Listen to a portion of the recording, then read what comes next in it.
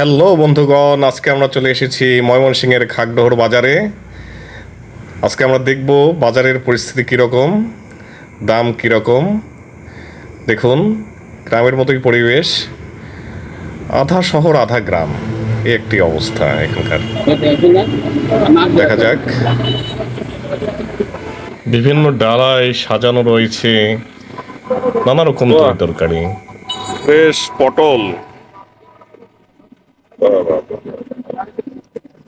বেশ বেগুন, এখান থেকে চাল কুমড়াও আছে। হ্যাঁ,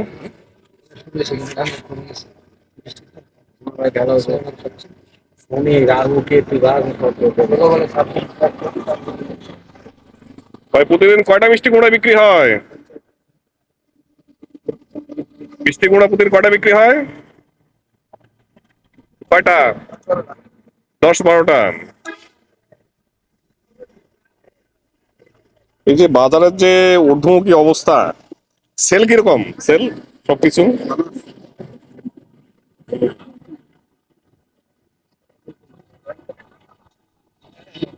মিষ্টি কুমড়ার ওজন দেওয়া হলো হাফ হাফ। আরে না, সমস্যা নাই, নিলেই হবে। মূল্যস্ফীতির কারণে বাজারের যা অবস্থা, অর্ধেক মিষ্টি কুমড়া ছাড়া আর কোনো উপায় নেই।